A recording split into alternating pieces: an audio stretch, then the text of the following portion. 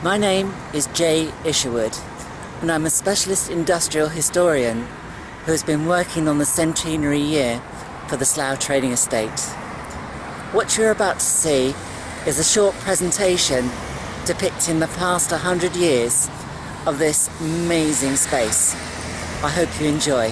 Thank you. Our story commences in 1918 and an area west of Slough known as Citroen Court Farm that extended right the way through to the Burnham borders. This was prime agricultural farmland that had even won King's prizes for some of its produce. Part of this farm was leased out to Headingtons, as we can see from this letter heading in the bottom left-hand corner. Meanwhile, a war was raging. A war that included for the first time both man and machine. And these machines were being consumed at an alarming rate. So much so that the government of the day decided to set an inquiry as to how they could best repair vehicles away from the battlefields. The result came that they needed a repair facility back in the UK, and the search was on for a suitable location. 2 sites were shortlisted, one being at Hertford and the second at Slough. Understandably, there were battles between the Ministry of Food and the War Department for this same land, but the War Department won through, and in 1918 work started to construct the Slough Motor Transport Depot. The construction of the Slough Motor Transport Depot was most controversial. Not only was it the largest facility to be constructed of this type, but also the huge mounting costs and the embarrassment that it was still being constructed after armistice. This is the first known map of the Slough Motor Transport Depot, and it shows the function of each building. It also shows why Slough was chosen, because it's right on the Great Western Railway and just 20 miles from London by road.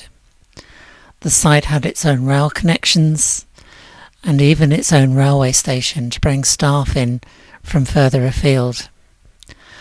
One of the buildings, just to left of centre, building number 3, was the largest workshop in the UK to ever have been constructed.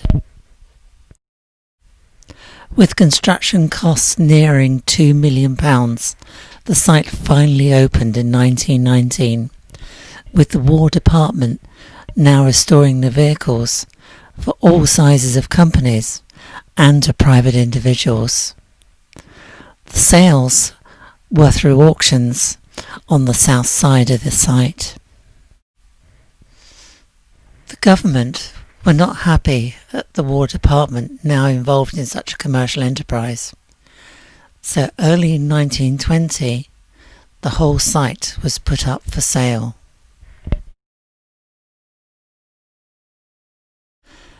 A consortium of businessmen led by Sir Percival Perry and Noel Mobbs, both big men in the motor industry at that time, managed to purchase the site and the vehicles, both at Slough and all in locations around the world, for a staggering £7 million. The newspapers of the day had reported that the government's white elephant was now being sold as a golden goose.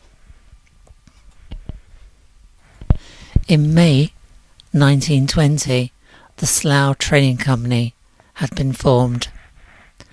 Led by Sir Percival Perry, he started his vision that once all the vehicles had been sold, the empty buildings would become London's major manufacturing hub.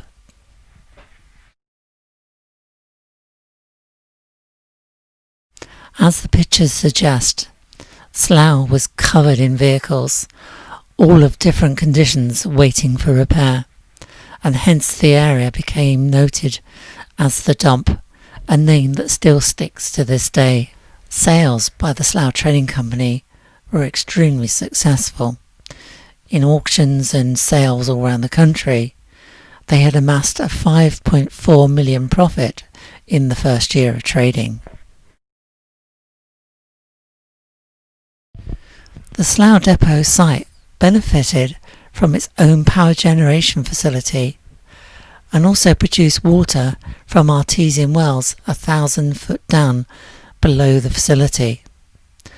The area also had many other services that included rail connection, a bank, a head office, and even its own private fire, police and ambulance service, quite unique at those days. Another unique feature of the Slough Depot was that it had its own dedicated railway station just off the Great Western Main Line. This was built in 1919 and answered the housing shortage that Slough had at the time, where a lot of workers were travelling in from London, Slough and connecting stations. This station continued in use till after the Second World War. Power generation for the depot came from this coal-fired power station to the north of the facility.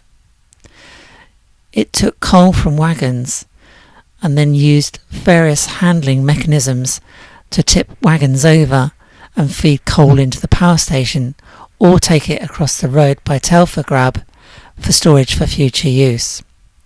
The power station was subsequently upgraded to run off coal and oil, and now, still on site, runs on biofuels.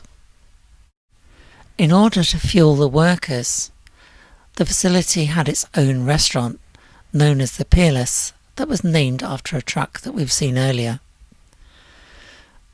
Later in the 1930s, this was replaced by the new Peerless, slightly further down Buckingham Avenue. Around 1924, all the vehicles were starting to be sold, and now buildings were becoming available, and Sir Percival Perry's original vision of Slough being a manufacturing hub was starting to be realised. On this list you can see many companies with a star showing that they were American companies that had come to the UK to escape the McKenna import duties. One of the first being Gillette, the razor blade company that was desperately trying to win UK military contracts, and by coming to Slough eventually succeeded. One of these tenants, known as John Crane and Crane Packing, had joined the trading estate in 1924 and are still on the trading estate today as one of the longest serving tenants. They are now on their 6th generation building, which shows the flexibility that tenants have to change to different sized buildings as their business adapts. One of the John Crane buildings in Liverpool Road became the infamous building of the TV series The Office. This is an early view from Farnham Road, looking west towards the power station in the distance. Just before the power station, you might be able to see some houses.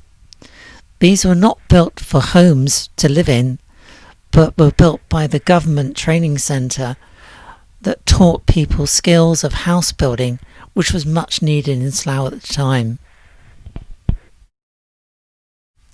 In this view, the two men are standing in Buckingham Avenue, which often makes me think, I wonder what it'd be like if you tried to stand in that spot now. It depicts an era that there were very few cars around, and people were commuting in by bus or by train. This would soon change in the 50s, where everyone used cycles, as housing became more and more available. Staying in Buckingham Avenue, and turning round now to look west, in the far distance on the right hand side, with its smoking chimney stack, is Weston's Biscuit, home of the Wagon Wheel. On the left hand side, a company called SMD, that's known as Structural Mechanical Development, were making all kinds of metal structures, one of them including the roof for the Royal Festival Hall. Here we have an alternative view of the Weston's biscuit factory, in a view that must have been taken when the factory was first constructed. Along Buckingham Avenue was Aspro, a company behind the famous aspirin. They had originated in Australia, but then set up operations in Slough. Their canteen was often used as a sports and social club, with many dances being held there.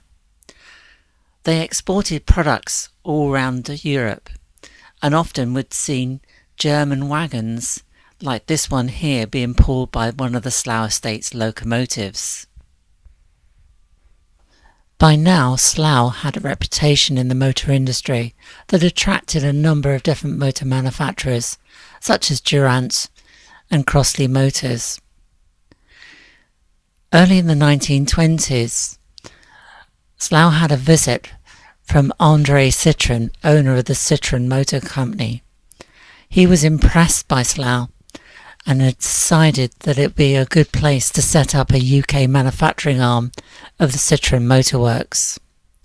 Subsequently, he took on part of building number 3 to assemble Citroen cars for the UK and the right-hand drive market. Citroen car parts would arrive by train to the UK factory and be assembled on site, with parts such as the dashboard and interior being made locally in Slough. Citroen cars remained in Slough until the early 60s, so all right-hand drive cars predating this period are Slough-made cars.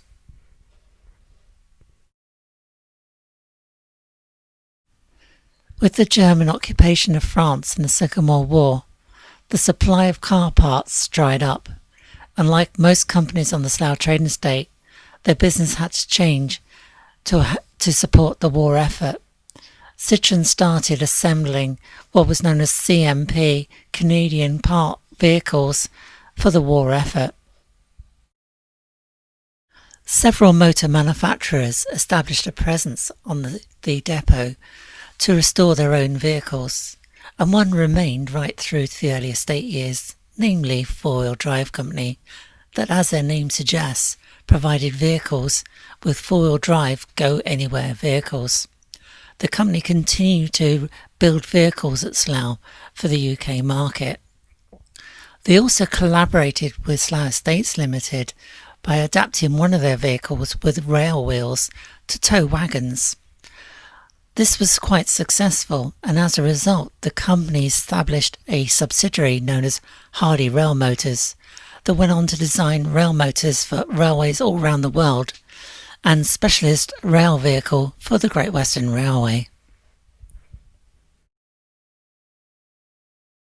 In 1932, a young Forrest Mars left his family in the USA to set up his own business in Europe, and was guided by a good friend, Philip Wrigley, who told him to come to the UK because the British just eat a lot of chocolate.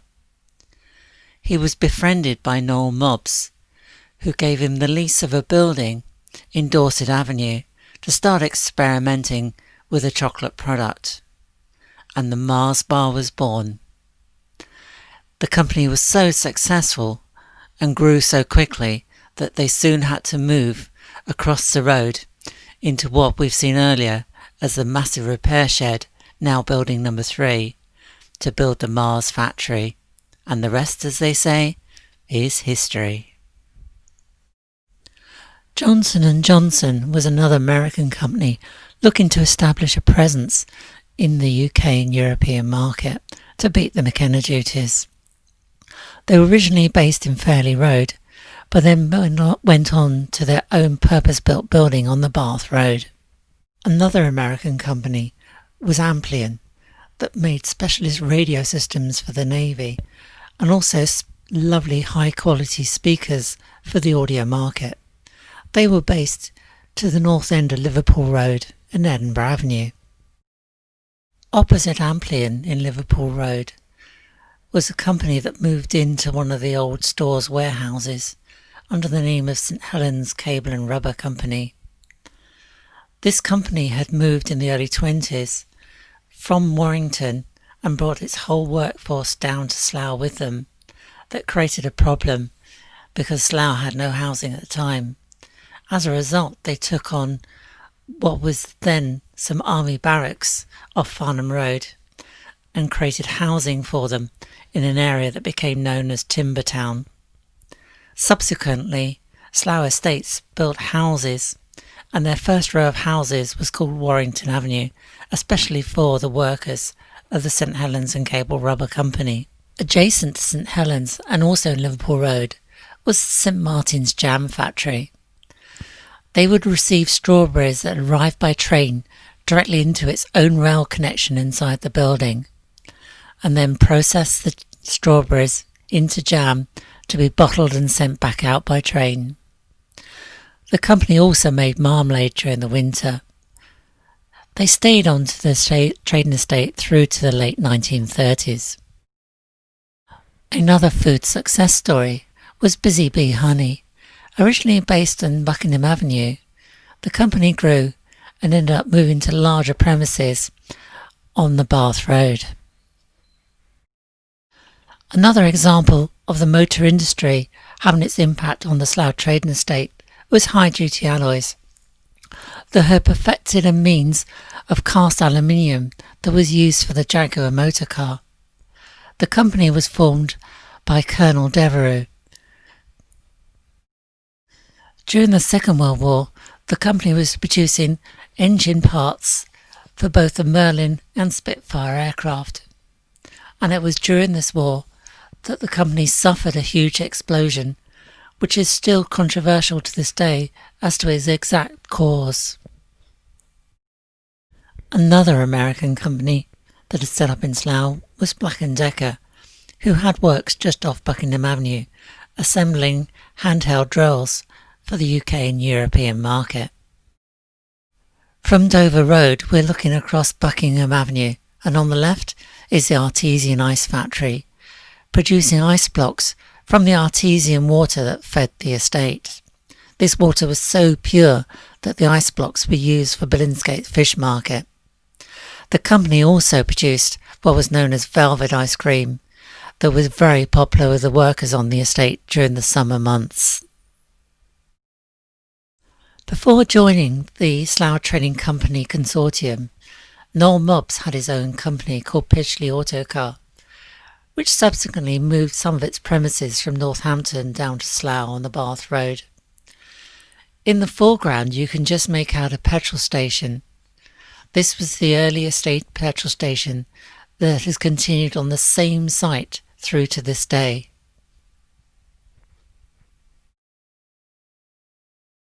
American manufacturer Oceda were based down on Buckingham Avenue and were producing mops and polish from their works at these premises. Northam Warren were based down in Bedford Avenue and were producing all types of manufactured products for the beauty industry. The company continued to grow and ended up moving down to the Bath Road. Further down Bedford Avenue was D.M. Davis, a specialist wood shop that were making laminated wood products, especially for the radio industry, and the two local radio companies of Amplian and McMichaels were using their products. Bell's Asbestos, otherwise known as Bestabel, was a company that faced the Farnham Road. They're most famously known for their fireproof suits that was depicted in a famous statue that stood outside the factory, known as Bestabel Man.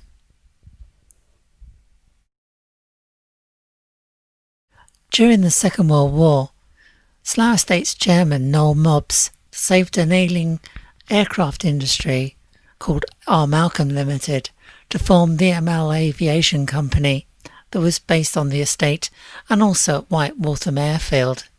They produced all kinds of parts for aircraft, including the cockpit roof for the Spitfire aircraft.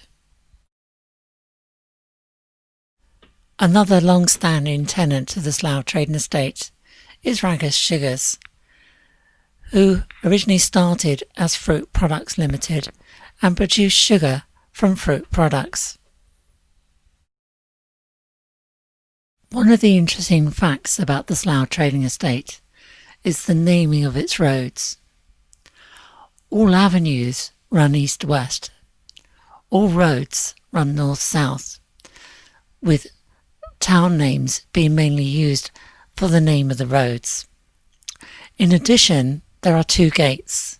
The East Gate at the Farnham Road, Buckingham Avenue entrance, and the main gate on the Lee Road entrance into the estate from the Bath Road.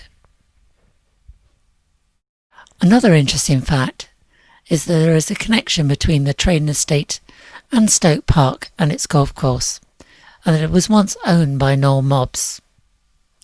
It is also powered from the estate power station rather than from the local electricity supply.